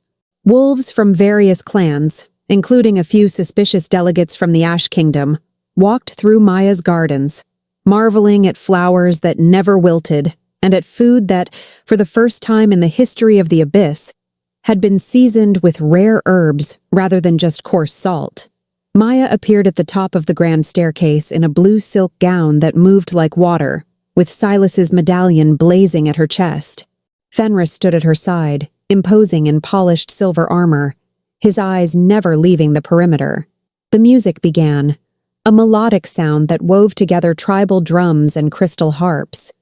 Maya descended into the hall, greeting her subjects with a smile that was both welcoming and sovereign. She spotted Gorn positioned near one of the main pillars, his hand resting discreetly on a hidden blade. The signal had been given. When the festival reached its peak and everyone was absorbed in the dancing, Maya stepped out into the side gardens, pretending to get some fresh air. The traitor, believing the queen was vulnerable and far from Fenris's protection, followed her silently through the shadows of the luminescent trees. At the center of the iron rosebush maze, Gorn finally revealed himself. He was not alone. 4 other dissidents emerged from the mountain crevices, all carrying ash-dipped blades. Gorn snarled that the era of the rose would end before it truly began, and that the Iron Kingdom belonged to the strong, not to a woman who talked to flowers. Maya, however, showed no fear. She simply sighed and said what a shame it was that they had chosen this particular garden bed for their ambush, seeing as she had recently fertilized the soil with a mystical mixture that reacted very poorly to negative intentions. Before the traders could advance, the ground beneath their feet exploded in tendrils of blue light. Fenris and Bram emerged from the shadows, but they didn't need to intervene right away. The flowers Maya had planted were acting as living guardians, wrapping themselves gently around the conspirators' ankles and neutralizing the ash magic. Maya stepped forward, her skin blazing with an intensity that lit up the entire garden, and said that true strength did not live in cruelty, but in the ability to build something worth protecting. She disarmed Gorn with a single gesture, turning his ash dagger to dust. Fenris immobilized the lead traitor with a hand at his throat, but looked to Maya for the verdict. Instead of the immediate execution everyone expected, Maya ordered them taken to the crystal mines, where they would spend the next several years working to rebuild the roads that Kale's greed had destroyed. She declared that in the new Iron Kingdom, even enemies would be made useful to the people's progress. The failed coup attempt only solidified Maya's authority. When she and Fenris returned to the Great Hall and announced that the threat had been neutralized without a single drop of blood spilled, the roar of approval from the subjects rattled the stalactites from the ceiling. The festival continued deep into the night, transforming into a celebration of relief and genuine union. Fenris pulled Maya onto the dance floor, their bodies moving in a synchrony that made the crowd around them disappear. He whispered that he had never seen a queen handle a betrayal with so much composure and such a precise sense of humor. Maya laughed, resting her head on his shoulder, and told him that after years of dealing with sabotage at flower shows, a small band of conspiring werewolves was almost a refreshing change of pace. As the party wound down and the sun of the abyss softened its glow, Maya and Fenris walked to the private balcony of their chambers. The kingdom below gleamed with a peace that seemed unbreakable. She knew the political challenges were only just beginning, and that Kale was still a latent threat somewhere in the outer shadows. But with Fenris's arm around her and the sound of her people's laughter echoing through the valley, Maya felt certain that the inheritance of the abyss had been the greatest gift that life, or destiny, had ever given her. She was no longer the lonely florist from Georgia. She was the architect of a new world, a queen who governed with light, love, and a sarcasm that kept everyone in line. The spring in the deep was not merely a season. It was a promise that as long as the rose bloomed, the Iron Kingdom would never again become a tomb of ash. And there, beneath the eternal watch of the mountains, Maya and her king celebrated the first of many dawns where fear had no seat at the table.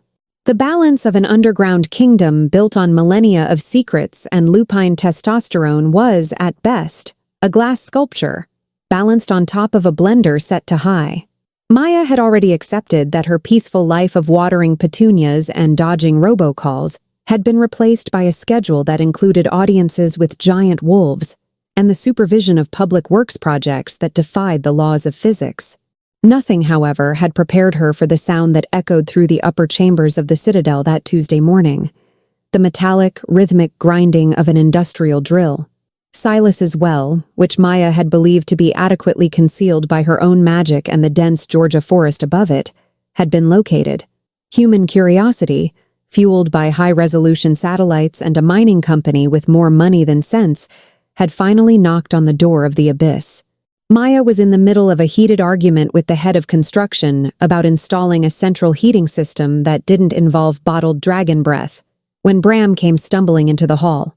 The young scout was pale, his eyes wide, and the hair on his arms standing on end in a way that suggested he had just seen a ghost or something considerably worse.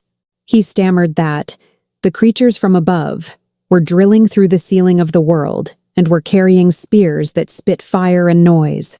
Maya traded a quick look with Fenris, who was already on his feet, his hand moving instinctively to the hilt of his silver blade. The Alpha King radiated a predatory protective aura that made the silk drapes in the hall ripple. He growled that the surface had dared violate sacred ground, and that he would personally lead the pack to ensure no human left with a tongue intact to tell the story.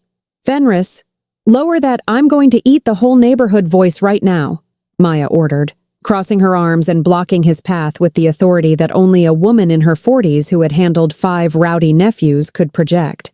That is not an invasion army. It's probably a team of geologists, or worse, a group of content creators looking for an exotic backdrop.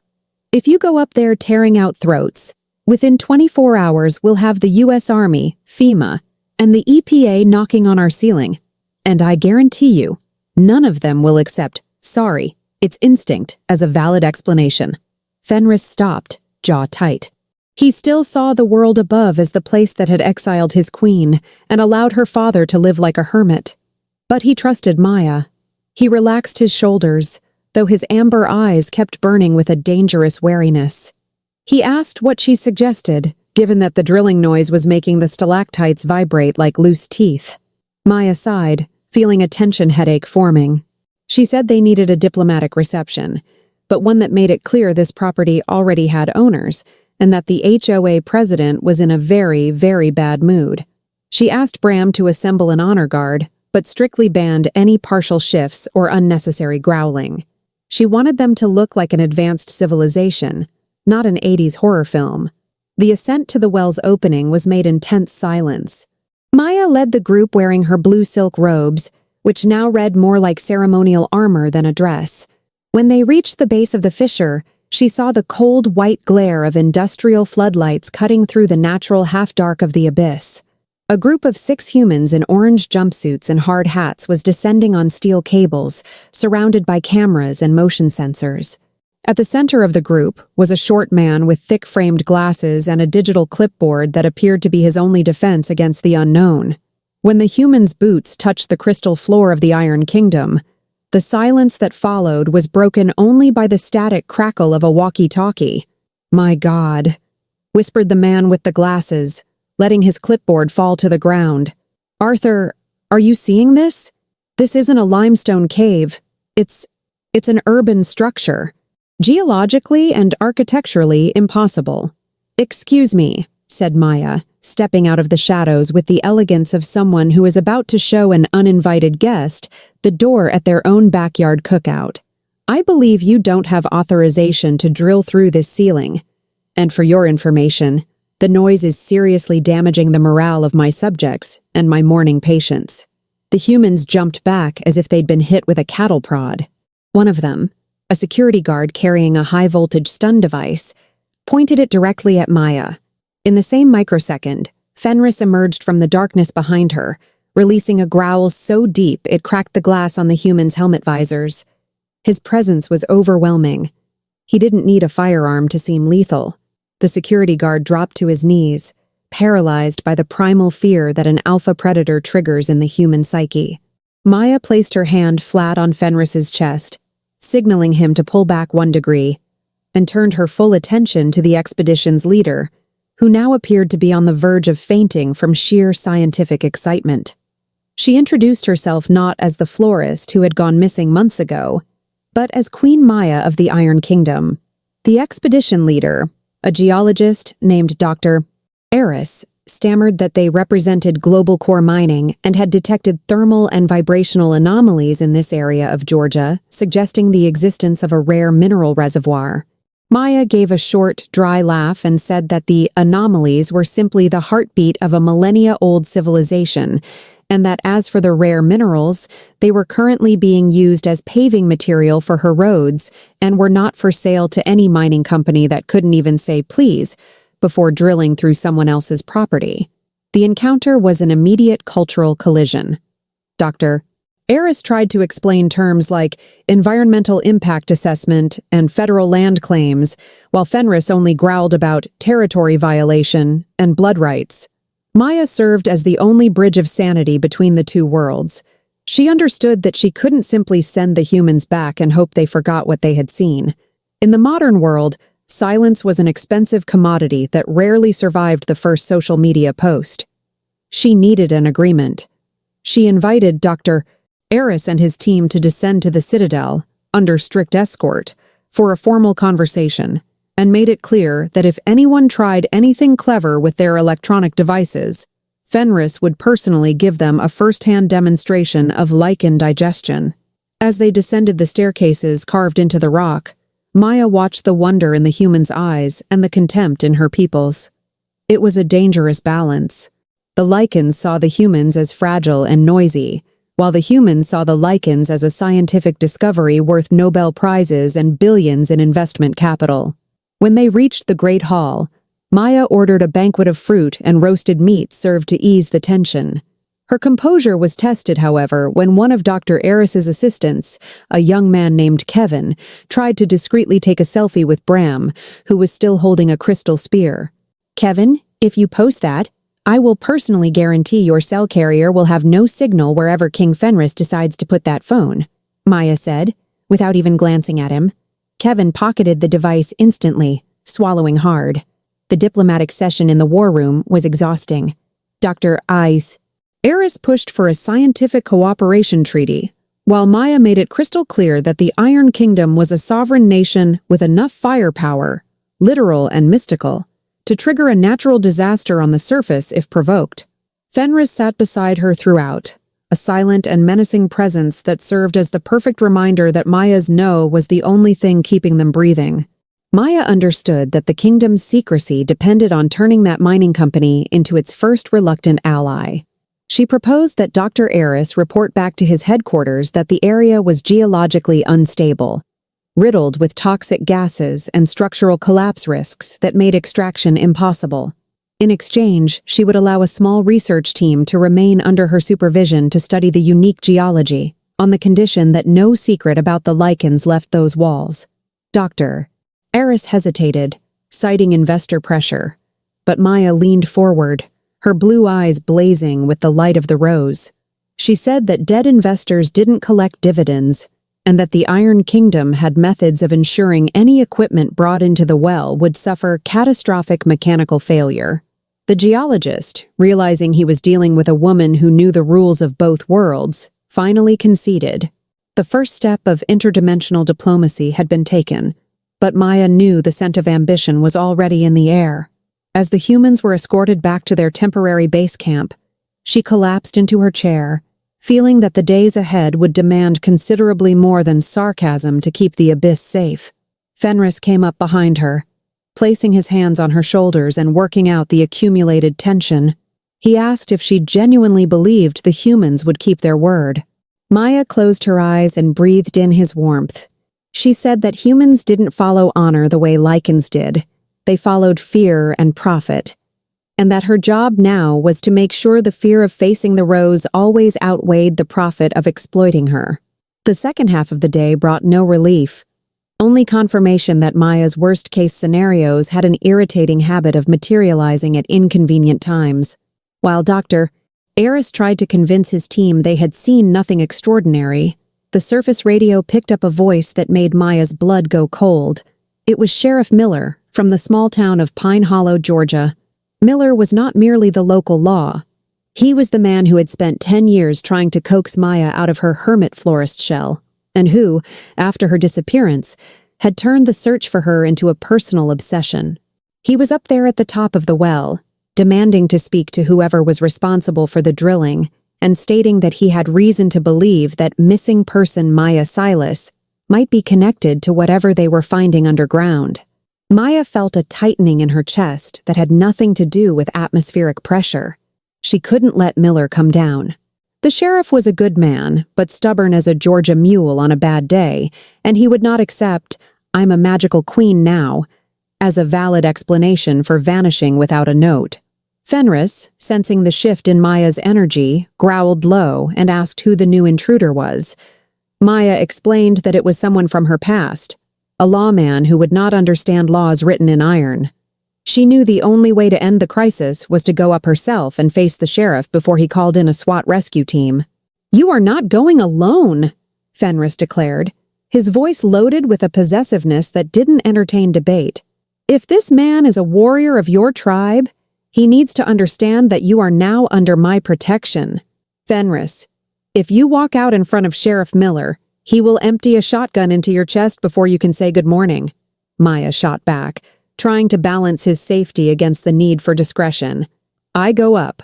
You stay in the shadows, ready to step in only if I give the signal. And by signal, I mean the words code red, not just a dirty look." The ascent was quick. Maya pulled a dark travel cloak over her royal robes, trying to look as close as possible to the woman Pine Hollow remembered. When she emerged from the well, the warm, humid Georgia air hit her like an open hand. The sun was going down, painting the sky in orange and deep violet.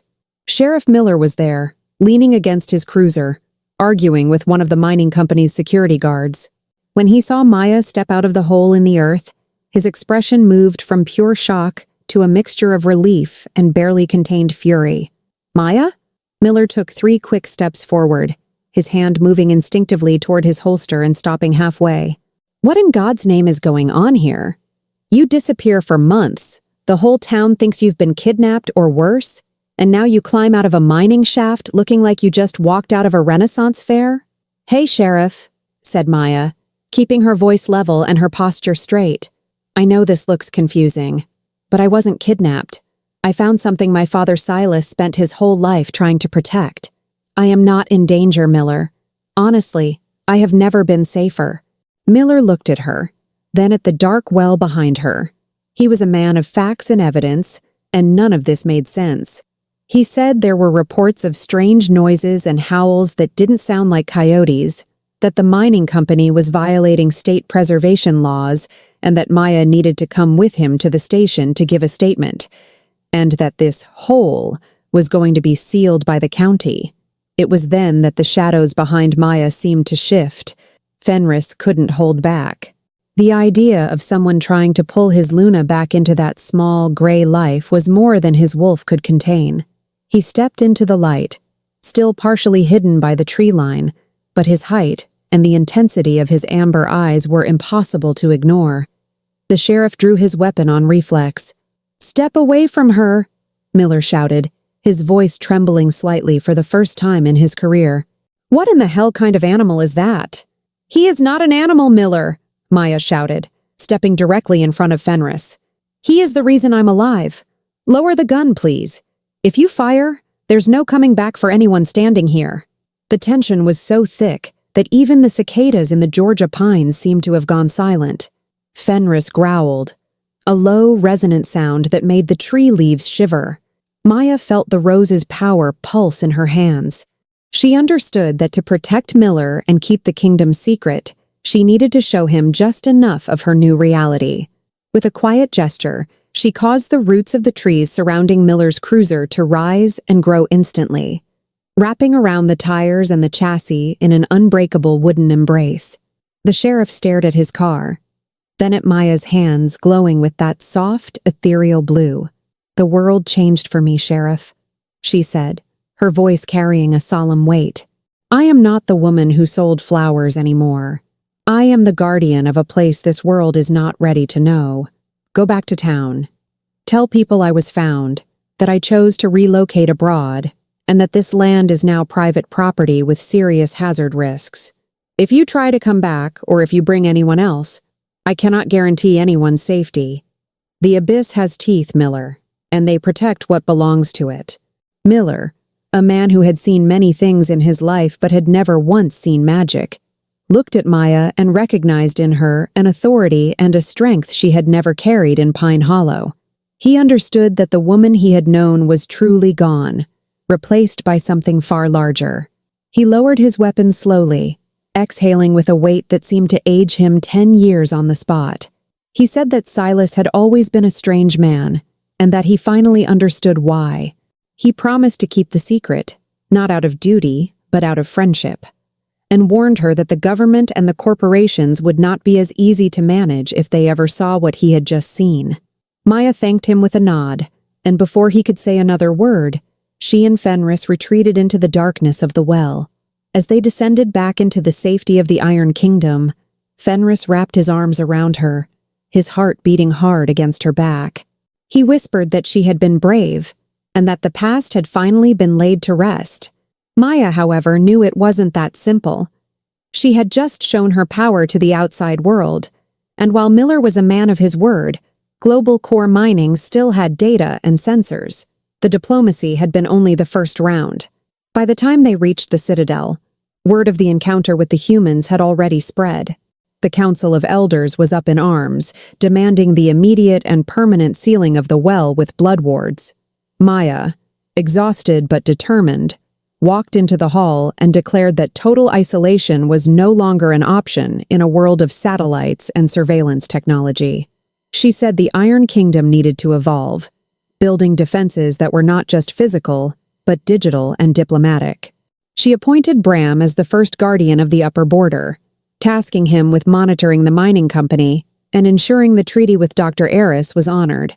That night, lying beside Fenris, Maya looked up at the crystal ceiling reflecting the glow of the sun of the abyss. She thought about her little flower shop, the smell of ordinary soil, and the predictable life she had left behind. Part of her missed the simplicity. But feeling Fenris's touch and the vibrant connection to the kingdom she had helped heal, she knew her real life had begun here. She was the bridge between two worlds, a task that would demand every ounce of her sarcasm and every ray of her light. The news that the world above was not merely a bedtime legend, but a place full of men in SUVs with flashing lights, and official letterhead spread through the Iron Kingdom, faster than a trail of gunpowder across a dry hayfield. Maya knew that human curiosity was a force of nature comparable to the hunger of an alpha wolf on a full moon night, and that the agreement with Dr. Eris was about as solid as a campaign promise in an election year. What she hadn't expected, however, was that Kale, in his desperate, drifting shadow form, had learned the most valuable lesson of the 21st century. If you can't beat magic with magic, use corporate greed. While the Citadel tried to return to some version of routine, or what passed for routine in a place where the plumber needed bite immunity, Maya launched the project she affectionately called the Digital Literacy Unit. She gathered Bram and 10 young warriors, the fastest and the least likely to chew on inanimate objects, and sat them in front of a diesel generator and 3 laptops she had confiscated from Dr. Eris's team as a residency fee. Watching 6-foot-something werewolves trying to use a mouse with retractable claws was a sight that blended the epic with the purely pathetic, but Maya persevered. She explained that real vigilance now meant not only reading the wind but monitoring radio frequencies and satellite signals. Fenris watched Maya's lessons from behind an obsidian pillar, arms crossed, trying to understand why his queen was so fixated on glowing black rectangles. He remarked, with thinly veiled jealousy, that his ancestors had protected the kingdom on instinct alone, and that all this technology seemed like a crutch for lazy minds. Maya, without taking her eyes off Bram, who was about to crush the enter key, replied that his ancestors hadn't had to deal with thermal surveillance drones or seismic motion sensors. She said that if they wanted to keep the abyss secret, they needed to learn to hack the system before the system hacked their existence. The tension reached a breaking point when Bram's sensors detected an anomaly on the surface, but not coming from Dr. Eris's camp. Someone was operating a clandestine drill at the edge of Silas's property, in an area global core mining was contractually prohibited from touching. Maya felt Kale's energy signature mixed with the smell of machine oil and ozone. The traitorous brother had made a deal with a rogue faction inside the mining company, promising samples of pure crystal in exchange for weapons and technology designed to neutralize the rose's energy. Kyle wanted to open a second hole in the ceiling of the world, one that he could control and use to flood the kingdom with human mercenaries and firearms. Fenris didn't wait for a diplomatic plan this time. He released a howl that shook the Citadel's foundations and called in the elite pack. Maya understood that the hour of words was over. She put on her war cloak, Silas's medallion blazing with a dangerous violet light, and said that if Kale wanted a confrontation between the old world and the new, they would give him exactly that. The final battle didn't take place in the obsidian tower, but in the upper galleries, where the rock was thinnest and the sound of human machinery was deafening. Kale was there, flanked by mercenaries carrying high-precision rifles and sonic devices designed to disorient the Lykan's sensitive hearing. He laughed, his shadow form now encased in a technological armor that seemed to drain the light around it. He shouted that the age of barbaric kings was finished, and that he would be the lord of an empire uniting the power of the abyss with the science of the surface. The mercenaries opened fire, but Maya raised her hand and created a force field of crystal petals that deflected the bullets like grains of sand in a gust of wind. Fenris and his pack surged forward, moving at a speed that the humans' cameras could barely track, dismantling the equipment with precise strikes that rendered everything inoperational within seconds. At the center of the chaos, Maya faced Kale. She saw that Fenris's brother was not simply a villain. He was a parasite who refused to accept that the world owed him nothing. She told him he'd had centuries to be a leader, and had chosen instead to be a jailer, and that she was there to finish what her father had started. She channeled the full force of the rose, not to destroy Kale, but to purify the connection he still maintained with the mountain. The blue light exploded outward, enveloping Kale's shadow form and forcing him to face the full weight of every life he had smothered. When the light finally dissipated, he was no longer there, only the echo of his ambition, carried away forever by the wind of the abyss. With Kale's defeat, Maya used her power to permanently seal the clandestine fissures, fusing the rock with a mystical barrier that no human drill would ever be able to penetrate. She left only Silas's original well as a controlled passage, a portal that she and Fenris would keep under eternal watch. The surviving mercenaries were handed over to Dr. Eris with a clear warning. Any further attempt at invasion would result in the complete severing of their information agreement and a retaliation that human history would catalog as a natural catastrophe. Weeks later, the Iron Kingdom finally found its true peace. The union of Fenris's ancestral wisdom and Maya's modern instincts had created a hybrid society, one where wolves still hunted beneath the sun of the abyss, but also knew how to encrypt their own secrets. The Victory Festival lasted 3 days, and this time Maya didn't need to issue any cleaning orders. Her subjects did it out of respect and love for their queen. On the final night of the celebration, Maya and Fenris climbed to the highest point of the wind nest. They looked out over the kingdom that now thrived with an untamable vitality. Fenris held her from behind, resting his chin on her shoulder, and asked if she still missed ordinary life on the surface.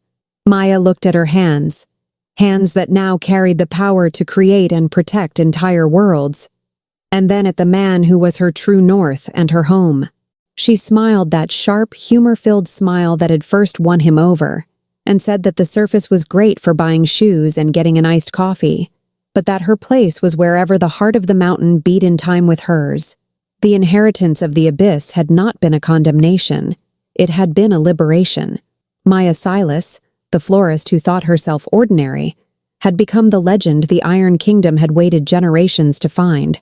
And there, between the shadows and the eternal light, the king and the queen sealed their destiny with a kiss that promised that as long as the rose shone, darkness would never again have the final word. The abyss was no longer a tomb. It was an infinite garden, and they were its eternal gardeners. Epilogue. The Iron Kingdom, 10 years after the Great Unification, was no longer the labyrinth of shadows and despair that Maya had found when she fell into that dry well. The citadel now pulsed with a steady amber light, a blend of the rose's magic, and a fiber optic system that Bram and his elite unit had acquired and adapted with remarkable efficiency. The caves no longer smelled of mold and war, but of underground jasmine and roasted coffee, which Maya had insisted on cultivating in hydroponic greenhouses heated by geothermal energy. Maya was sitting on the balcony of the Crystal Palace, watching a new generation of young Lykans running through the courtyard below. They didn't train only with wooden swords anymore. Some of them carried handmade tablets, mapping the mountain's mineral veins with apps that she had helped code herself. At 52, Maya appeared to have stopped aging. The rose's energy had not only healed the kingdom, but kept its bearer in a state of enduring vitality. Her hair had silver streaks that shimmered like moonlight, and her sarcasm, much to the elder's ongoing despair, remained sharper than ever. Fenris approached from behind, his footsteps silent despite his still impressive build. He no longer wore heavy war armor, just a dark silk tunic that left his silver chest scars visible, now symbols of a lasting peace. He wrapped his arms around Maya's waist and rested his chin on her shoulder with the easy familiarity of a man who had found his anchor. He asked if she was thinking about the surface world again, since Sheriff Miller's weekly report, the retired lawman now serving as the unofficial groundskeeper of the well's entrance, had just arrived by mystical carrier pigeon, an upgrade Maya had found considerably more charming than a radio. Maya laughed, tilting her head back. She said Miller had complained that gas prices in Georgia were outrageous, and that he missed the blueberry pies she used to make. She said that sometimes she felt a small pang of longing for ordinary things, real rain or the sound of tires on hot asphalt, but that she would trade 1,000 surface storms for a single night of silence beside him in the abyss. The Iron Kingdom had become an urban legend in the world above.